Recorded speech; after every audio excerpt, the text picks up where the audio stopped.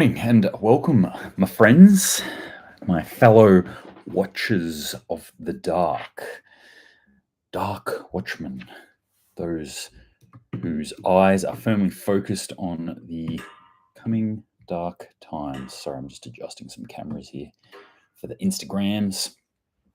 Welcome to the SitRep for today, the situational report.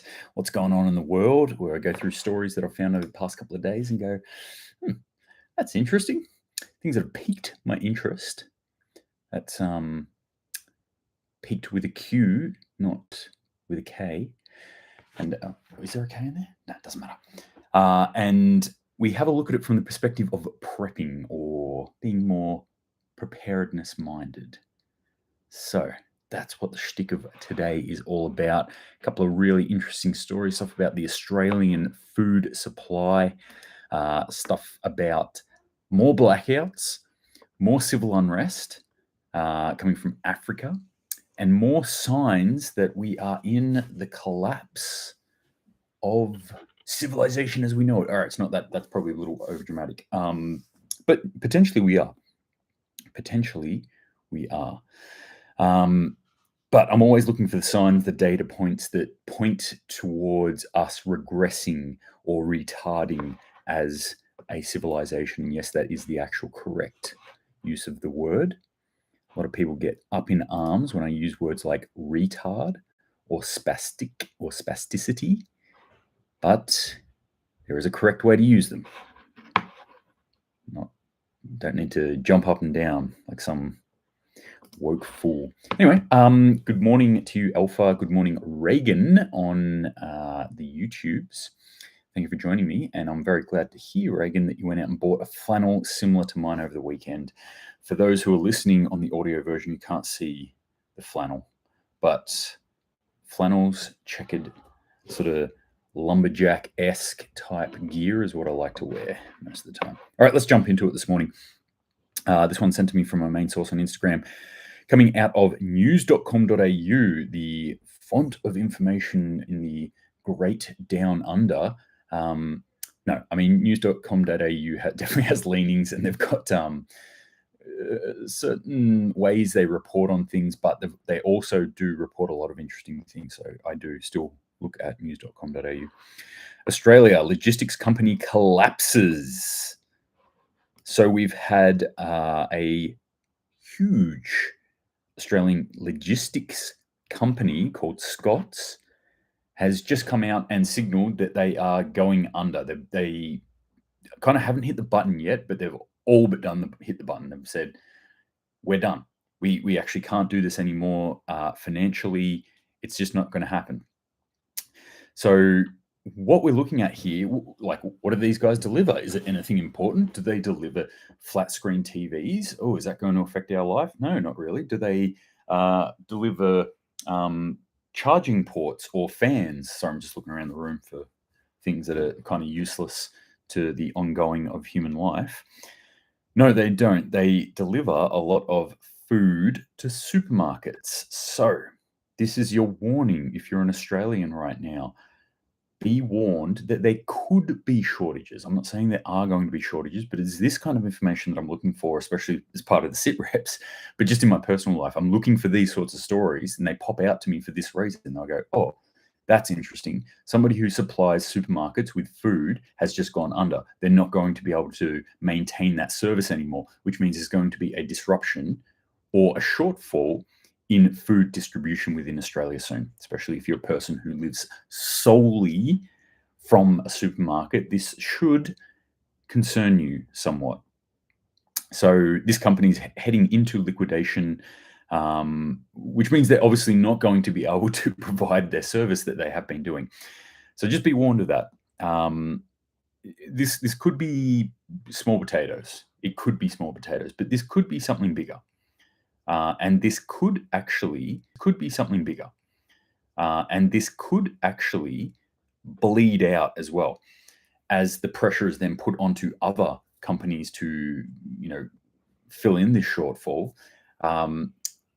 We could see some other effects, some other knock-on effects. I mean, it could just put other companies that supply other things under the pump, because now these supermarkets are going, hey, we actually need the food, so forget whatever you're going to do for these people, we'll pay more to get that food in, which then also knocks up price of food for the end user, i.e. us, you and me. And then there's also the potential effect here that there are other companies that lean on a large distribution company like this. And when it goes under, they follow suit in not too much time. So that's something that I'm going to be trying to keep an eye out for, is what other companies that may have been in or around this. It might be other logistic companies, it might be other food companies, the manufacturing or the processing, whatever it is, who then distribute through this company, and they rely on this company, and all of a sudden that company isn't there.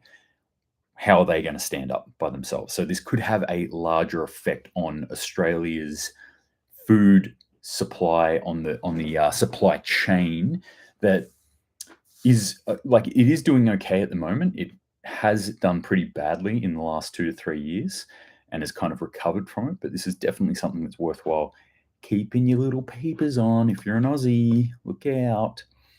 All right. What else is happening in the world? And just back on that, another great reason why you should consider having some form of stockpile of food within your house. Like I said, this could be a very small effect. It could be just we don't get as much shit into our supermarkets. We don't have as much food. There's not the variety that you usually want or need in there. But if you've got a stockpile of food in your house, some way, shape, or form, and I usually recommend, like, just try and aim for 3 days, which is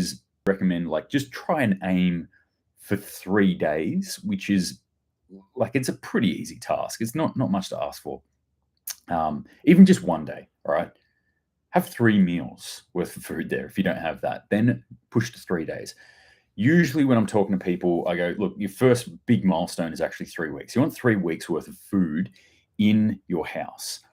And we've seen this over the past 3 years, where we've been locked down and our ability to go out and get food has been crushed, has been stopped by government mandates. And so having 3 weeks of food, like, that's not a hard sell to anyone anymore. But you want to then start, once you've got that secure, you're rotating that food. So that meaning that when you buy it, you don't just stick it into a corner and never look at it again. It is part of the food that you already eat. You just have more of it. And when you get new stuff, you shift everything front ways and put that at the back. So you're rotating, you're eating what you store, storing what you eat, as Jack Spearco from the Survival podcast would often say. Once you've got that, then you can start to look at longer term storage solutions, things like 3 months, things like 6 months. When you start to get out to 6 months, then I think you're really starting to get apocalypse or Ragnarok immune, as it were, prepared for such things. So yeah, that's what that story is about. Let's jump over to Africa now. Africa's got some interesting things going on. Let's start off in Nairobi, Kenya, which is a place that I've visited quite a few times. Great place, really like it. They've had some quote-unquote system disturbances that has knocked out power to everyone.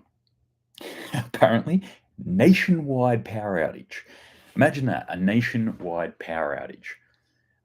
Probably pretty hard to fathom that in Australia. We're pretty spaced out, and something that would knock out all the power would be something pretty, it would be probably knocking out the power everywhere. But even Kenya, I'm not sure of the size of it. I would hazard a guess that it's probably somewhere in between the size of Victoria and New South Wales in actual land size. Maybe up towards New South Wales sort of size. I could be totally wrong here. My scale when it comes to Australia is always out when I'm looking at other countries. But, Kenya's not a small country. The fact that it's knocked out all the power, this system disturbance, which there wasn't a whole heap of information about what it actually was. Again, I look at these sorts of things, I see failing power systems, and not in little communities here and there. Nationwide power outage. this tells me that we are in the decline right now. This is either a maintenance issue that they haven't, maintained the infrastructure or the machinery or the plants to actually generate this electricity or to distribute the electricity, or even worse, this could be some sort of actual attack on a power system that they're not talking about. Remember, governments don't want to show you that they're failing, that they're weak. They want to show you the wins that they have always. So they're never going to, or they're very rarely going to come out and say, "Hey, yeah, we got hit by some sort of attack and we can't do anything about it."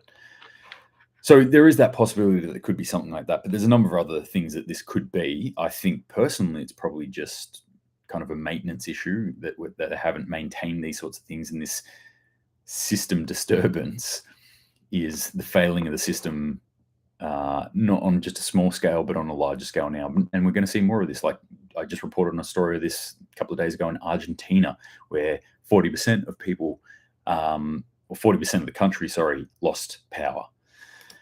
So again, something to think about: securing your own power, solar power, battery backups, diesel, petrol generators, whatever it looks like for you, but somehow securing your own energy supply, having on some level energy sovereignty as well. Also in Africa, but going down south now in Johannesburg, the University of Witwatersrand, or Wits as it's called, is been having some protests lately. Interesting from a number of perspectives here. Again, this story sent to me from my main source, who commented on this, like, is this the start of broader civil unrest potentially? And yeah, potentially it is. I mean, South Africa has had no end of civil unrest thus far, so this will probably increase. But here was the key thing about this. These students are protesting. What are they actually protesting about? They are demanding that the university registers all students who owe the institution amounts of up to 150,000, whatever the Kruger, is it Krugerrand or something like that? So, okay, yep, more student loan madness, or more students who owe money and they're up in arms about it. We get that. The university is running out of money essentially, and they're saying, "Hey, look, we can't put everyone on our scholarship program. We can't pay for everyone's university. That's not how this works. We're a private business. We need to make money. So, you people who aren't cutting the mustard," and that was one of the key points. Is they looked at it and they said, "All right, everyone below this line, you're not cutting the mustard to our standards, so we're not paying for you anymore. See you later." And now the students are up in arms about it. So I can kind of look at this from a perspective. And I'm not saying this is 100% right, but my initial read on this was, here are some socialist communist kids who are up in arms about not getting freebies. Not having to, like, I don't want to have to pay my own way. Well, you don't have to pay your own way. You can actually earn it if you want. No, I don't want to do that either. I want to fail my classes and I want you to pay for it. But this is belonging to a greater problem that I think we're facing at the moment, that we have a cata of people, a segment, and I would say is probably in the majority at this point, who hold on to the victim mentality. And that's my key issue with things like socialism. Not that I'm against the idea of socialism or communism for that matter. I think they can work, but just not on a large scale. The problem that I have is that it exacerbates, or it encourages and exacerbates, victimhood mentality. I am downtrodden. I deserve more. The old communism sort of thing, which I can't really remember because I don't really bother memorizing communism propaganda, but to each their needs and from each their ability, or something like that, which is basically saying everyone gets what they need and everyone gives what they are able to give, which, I guess in some whack way sounds really utopian or something. But to me, I just hear that and I go, well, that's just saying everyone should need more. the squeaky wheel. Whoever says, I'm hurting more, I need more. You know what? Now I've got this problem. You know what? Now I've got this problem. Oh, now I need this. They're the people who are going to get more. The people who can do more, who have more ability, they're going to give more. That does not encourage somebody to work harder, in my mind, anyway. So anyway, interesting story that's coming out of there. But again, more, I wouldn't even say societal collapse at this point. It's starting to connect together over so many different areas that what I think we're looking at is civilizational collapse. And maybe I'm looking at it from that perspective because I've been reading a lot on civilization collapses recently, especially Bronze Age civilization collapse, and just drawing the analogies that we have for today. And it's pretty disturbing stuff when you start really looking into it. Renee C says, morning, you might be interested in checking out South African prepper on YouTube, as he is talking about the collapse of South Africa. I was about to say, I just said SA, and I was about to say South Australia. South Australia is well and truly collapsed. No, I'm joking. South Australia is fine. South Africa. I will check that out. Thank you very much, Renee C. I do enjoy checking out other people's content. I think it's a weird thing when I see YouTubers especially are pretty good for this, where they get on and they say, my information is the only good information and you should only listen to me, and these people are idiots and I'm poo-pooing on all their stuff. I'm like, oh man, I don't know why anybody poo-poos on anyone else's stuff on YouTube. It's like, hey, these people are putting out content. If it's wrong, create a discussion about it, but don't just shit on them. So anyway, point being, I'm going to check them out. Thank you very much, Renee C. Sounds interesting. Every day is a school day as far as I'm concerned, and I'm always learning, and I can learn off everyone.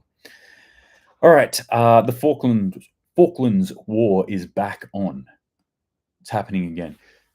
For those who are a bit younger, myself included, I'm only just over 40, there was a war called the Falklands War where UK and Argentina battled over an island, essentially a set of islands just off Argentina, but the UK said, this is ours because we said so. This was 40 years ago. This was 1982. I was a wee babe when this was happening. And it was all kind of settled. Right, this is I can't remember what the exact term is, foreign British self-governing, part of Britain or the UK or whatever. Anyway, Argentina's reneged. They've just come out and said, no. So we're not doing it anymore. We're pulling out of some cooperation deal, and we are pushing for the island's sovereignty now. What does this mean in and of itself to us as preppers? Not much, unless you live there. It doesn't mean all that much. What does this mean to the bigger picture, though? This is where it starts to come in. This is where we need to start taking or paying attention to this. What we're looking at here is degradation of the further degradation of Western power. I mean, Britain's been in decline for a number of years, or the UK has been in decline for a number of years, but very much attached to the power that is the US, the might of the US. Well, what we're seeing now is not the collapse of the US, but that whale has been harpooned and there is blood in the water, and it is starting to writhe around. These are the signs of it. This is the sort of stuff that I'm looking for again, going like, here's another thing where this country, Argentina, which has had a number of economic issues over the past 40 years, kind of getting the balls, I guess, to come out and say, you know what? Stick it, Britain. These islands, they're going their own way. We get countries like Russia going, you know what? Stick it, NATO.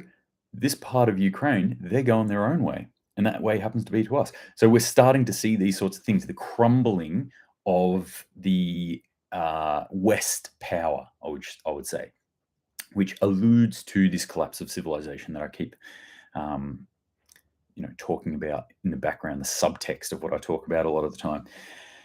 So yeah, I mean, they could easily go their own way? Will this kick into another war? Would UK even have a taste for going down there anymore? I highly doubt it. To actually fight in said war. But interesting little fun fact. We look at the countries that have been either talking about, moving towards, or already have applied for Brics. So the Brazil, Russia, India, China, South Africa alliance. We've got a number of other countries that have been joining in with that, saying, hey, we want part of this now. Forget this US petrodollar. We're getting off that teat. We're getting out of that slave system. We would rather be slaves over here, I guess, with these guys. But the BRICS is kind of offering at least the opportunity for more autonomy within countries, not necessarily being dominated by that one country being US. And countries are going on at wholesale. And one of those countries that has officially applied for it, Argentina. So we see Argentina has come out and said this. Why?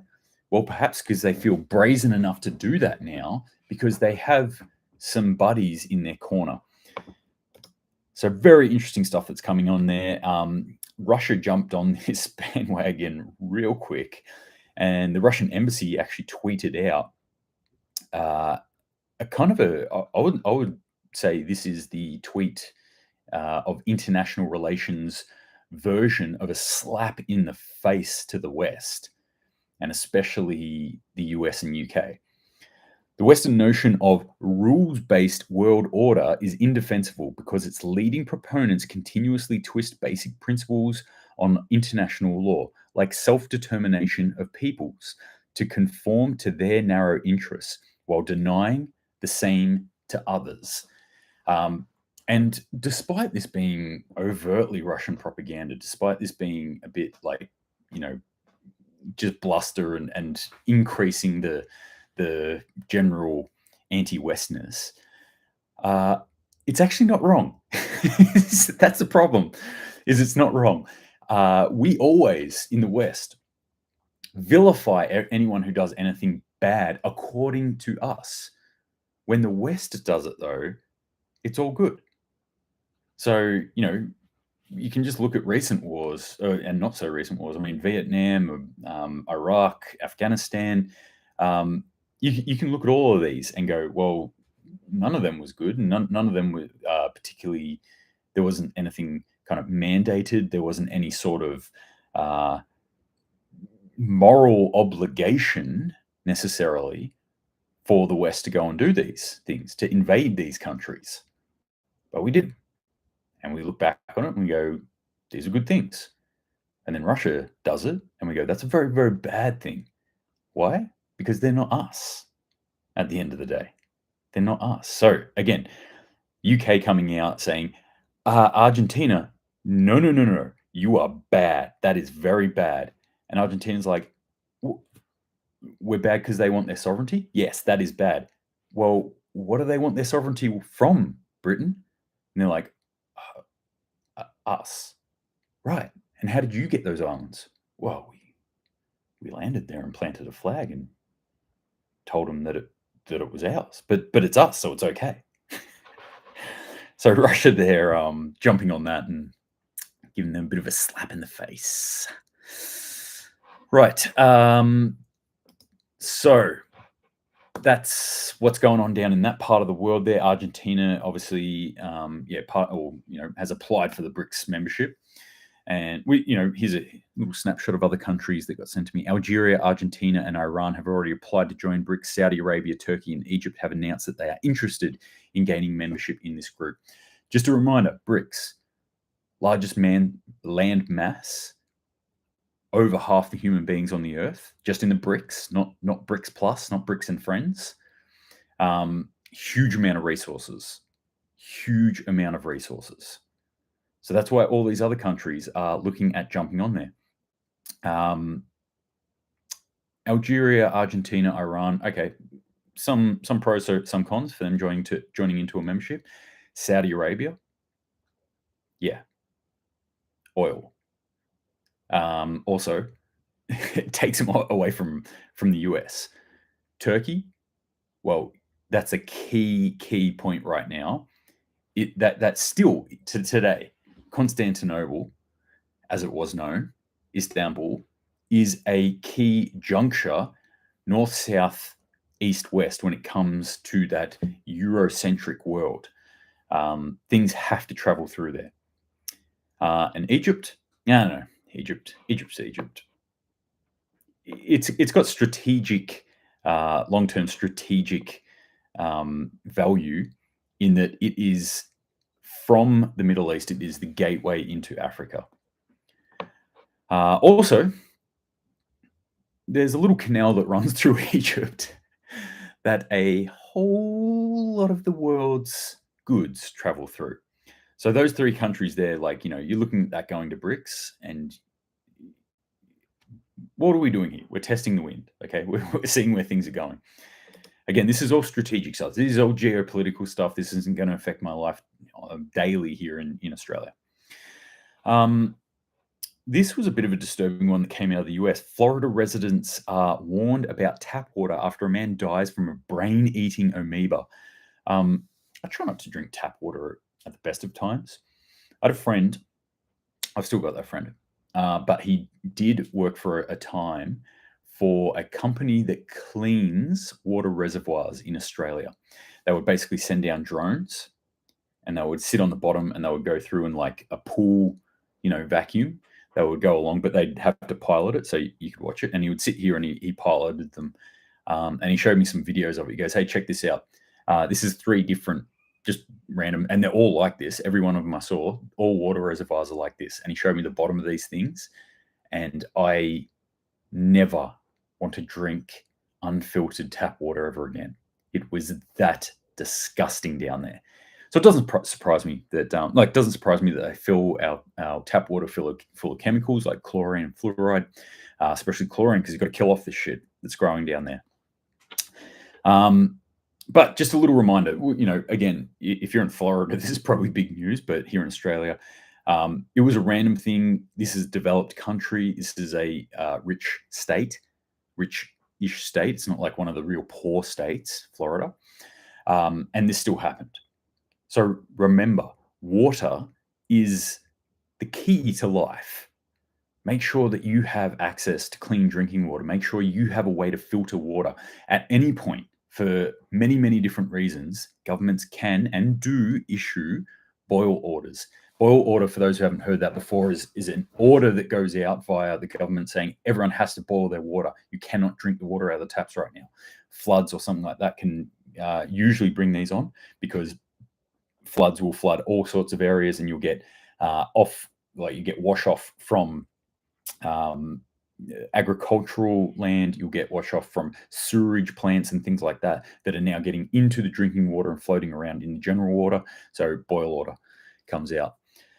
So think about that. Think about that today. How can you actually clean your water for yourself, for your family, maybe for those around you, your friends and such what as well. Nice little reminder. Guess what? In 2021, life expectancy in the US dropped to 76.1 years. This is the first time that life expectancy has dropped since World War II. Just let that sink in for a minute. And it wasn't thus far, because this is the data from 2021, so we're yet to see how 2022 plays out. But thus far, it isn't a small drop-off either. It's relatively dramatic. I think it was up near 70, I want to say 78, 79, and it's just taken a sharp decline down. Again, these are all the things that I'm looking at. Like I said, with these collapses that I've been looking at recently, one of the really interesting ones is looking at the collapse of the Roman Empire and what happened after it, i.e. the Dark Age, as we know it, the Dark Ages. But there have been several Dark Ages throughout human civilization that we even know of. There could be many more that we just don't know of. During these Dark Ages, one of the hallmarks of them is that we no longer can do what we used to be able to do. there's this idea, this mythos, the religion of today of called progress. We're always progressing. Everything goes from one step to the next step to the next step, and we're always getting better and better and better. But it's not true. That's not true historically. That's not how things work. Sometimes we go, yep, progress, and then we go back down. There were people in Dark Ages Europe, almost 1,000 years after the collapse of the Roman Empire, who didn't know how to do things that Romans did. For a very long time, they forgot how to do things like make concrete, make sophisticated pottery for hundreds of years. Something as simple as pottery. They couldn't do pottery as good as Romans did it. They had no friggin' idea how they built aqueducts. They just got the water from them and were like, okay, this is great. If this breaks, I don't know how to fix it.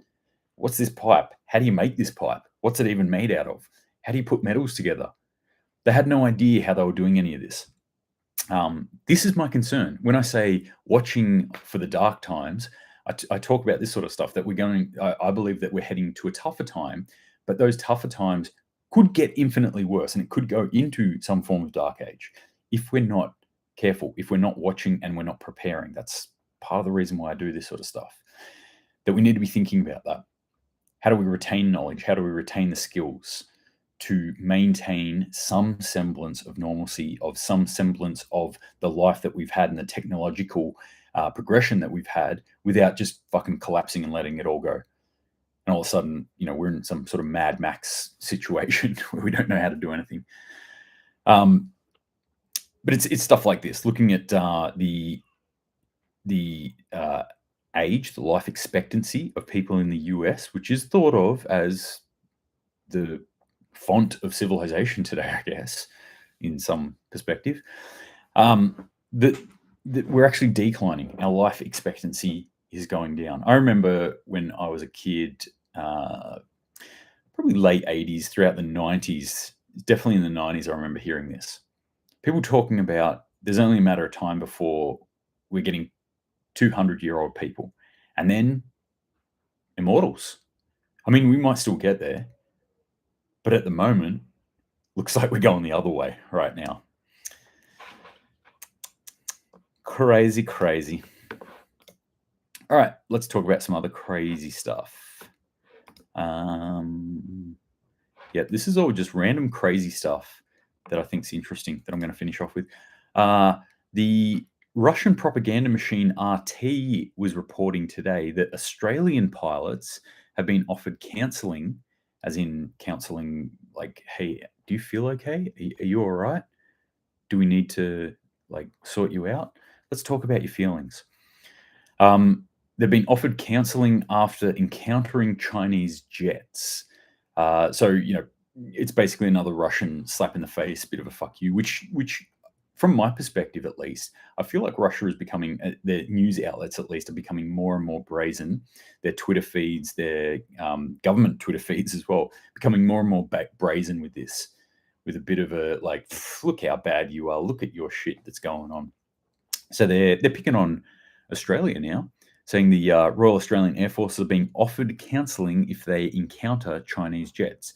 And I've got a number of personal things to say about this from my perspective. I mean, this is not, based on news or anything like that. It's not based on information. But I will say this: they just said offering. They're not necessarily taking it up. However, when I was in the forces, I was in the army. Obviously, there's animosity between the actual individual forces. You've got your Air Force in Australia, you've got your Navy, and you've got your Army. And Army is obviously the best, light years ahead of everyone else, tougher, stronger, better human beings.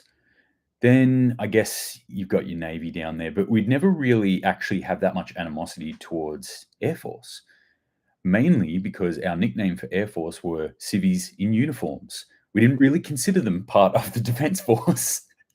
They're people who drive us or fly us to places where we need to go and fight wars. They drop us off there and then they head off. That is a bit harsh. There's plenty of really good pilots, both helicopter and fixed-wing pilots within the Australian Air Force. But seeing something like this, a bit of tongue-in-cheek here, but it doesn't surprise me. I'm like, hey, of course, Air Force would need counselling if they actually had to do something. I didn't have to fight a war, but I saw a plane and it had, Chinese markings on it, and it was a lot. I don't know if I can keep going on. I don't know if that's any true at all either. All this is unverified, and as I said at the start of this is all Russian propaganda, so take it for what it is. Lala, I just saw this one, and who knows how the pestilence, the Great Sea pestilence or vaxes, will affect us, lungs, nervous system, blah, blah, blah. Talking about the decrease in life expectancy, I imagine. Yeah, it could indeed affect us all. But I have not yet read any information from any of the peer-reviewed journal articles that I've poured through that have said that maintaining a healthy lifestyle and regular fitness regime, i.e. 150 minutes of moderate exercise per week, affects you negatively when it comes to the great pestilence that we've had recently. So my recommendation is to do that. Concentrate on what you're eating, concentrate on getting plenty of sunlight, vitamin D, concentrate on moving your body more and more better. That's my scientific analysis of that. Okay, Trump saying the word China again. He's saying it again because he wants $50 trillion of COVID reparations from China. I kind of feel like this is a bit similar to Poland coming out and saying, hey, Germany, we want reparations from World War II. I don't think it's going to happen. It's certainly not going to happen with China. But it's interesting because he's actually jumped the gun here, as far as I'm concerned, because I always looked at this, and when the lab leak thing was first going on, and we were all crazy tinfoil hatters because we were talking about a lab leak, which right now potentially could be no longer tinfoil hat, just black hat. So my next logical step from that was, well, if it's found out to be true, or if they do admit to it, this whole thing's cost the entire world trillions and trillions and trillions of dollars. What's above trillions? I don't even know. Gazillions? Somebody can probably answer that. But a lot of friggin' money has disappeared off the face of the earth and has cost many, many people so much. And if it's found that, hey, this leaked out of a lab in China and they created it, well, are they not liable then to pay for this? So I think Trump's like jumping the gun on this one, or getting ahead of the curve, as it were, and shooting it down. Anyway, I thought that was interesting. All right, last story that I've got for you today. There's people out there, I don't quite get it. There's people out there who like to pay money to other humans, usually a woman dressed in some sort of black leather, to hurt them, to inflict pain, and to dominate them. And if that's your shtick, hey, like, I'm not casting dispersion on you. If you want to do that, you knock yourself out. I'm a libertarian. I believe people should be able to do whatever they want to do, as long as it causes no harm to others, unless, of course, in this case, you are consenting to said harm. But no, permanent harm usually comes from dominatrix and subculture, as far as I know. Often wondered, like, what if that was to spread out to an entire culture or entire people, entire society? Well, apparently I wonder no longer, because Britons are leading the way, which totally fits my model of British people a lot of the time. 71% of Britons still think the government's handling of COVID was about right or not strict enough. Please, Daddy, hurt me more. People want to be dominated. They want to be crushed under boot right now. I don't get this. Here's the statistics. They gave them 4 options.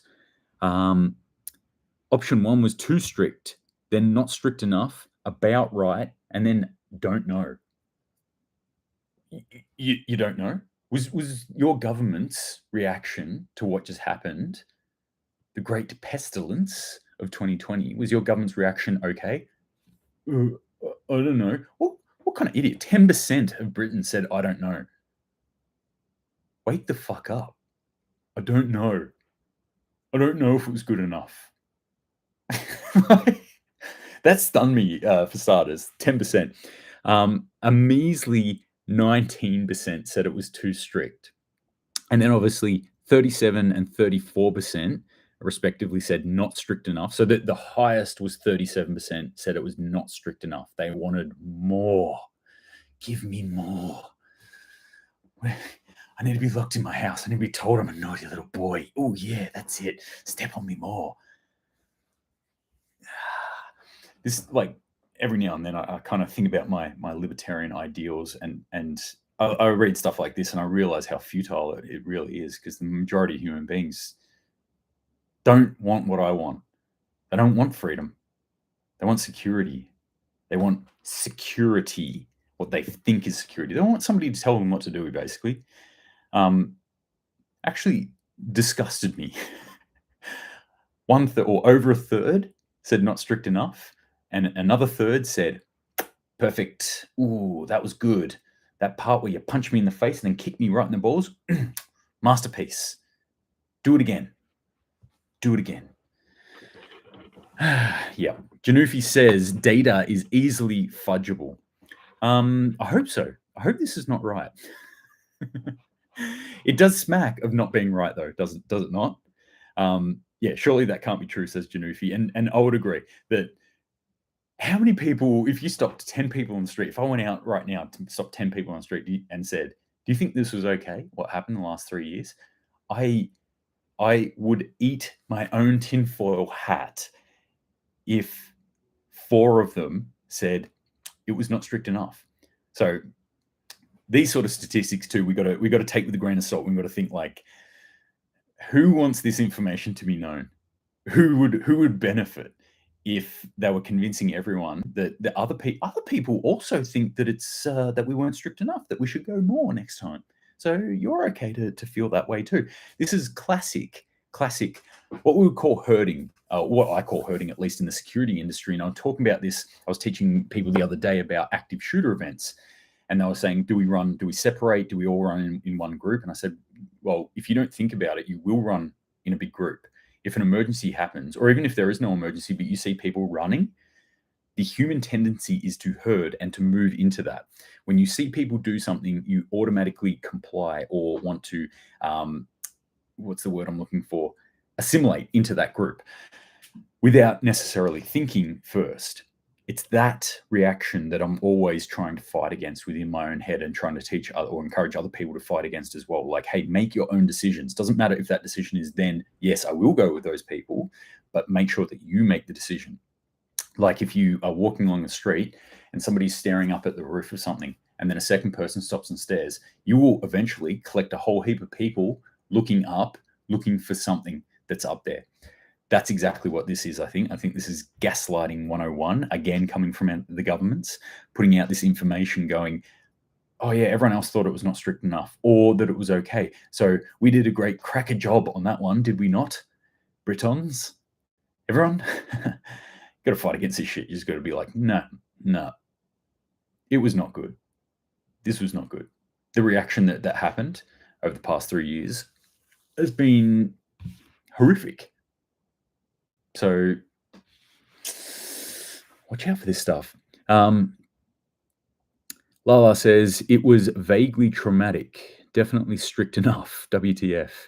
And Jolagun 360 or 380 says, haha, so true, man. Bulge says, yo, I'm out at Camp Fuji.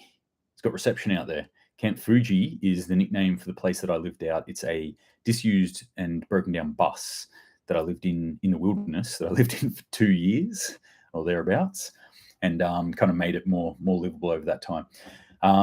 Bulge is a great mate, so glad that he's got some reception and is listening to me. I was actually out there yesterday trying to tidy up for you, cleaning out the dead mice out of the bus. Sorry. Renee C says the last 3 years has made me not trust anyone around me. Sad but true. But here's the thing. I agree with you totally, Renee, because I have felt the same way. And I am striving to fight that tendency, because right now we need to trust each other, or we need to find those that we can trust and encourage trust within our groups right now. Because as I said, one of the things I believe is that we're heading for harder times. Harder times can be navigated easier when we do it as a community. Whether that group is your good close friends like Bulge hanging out at the bus right now at Camp Fuji, or it is through the medium of the interwebs, lacking true human connection, but a form of connection all the same. Again, one of the reasons that I put out this sort of stuff, to let you know you're not alone. No, that was a lie. To let me know I'm not alone. It was a bit of an experiment. Am I alone? Just calling out into the darkness. And thus you came. So I appreciate it. I appreciate all of you for joining and for being preparedness-minded human beings. That's it for today. I'm going to wrap it up there. But as always, remember to prepare yourself. There's a couple of really interesting stories today. We had water. Make sure that you're looking after your water. We had food. Make sure you're stockpiling food or growing your own food. We had energy. Make sure you're sorting out your energy sovereignty. These are the things we've got to think about. And always, always keep your eyes open to what's going on. Stay safe out there, everyone. Keep a smile on your dial as well. And until next time, Semper Paratus.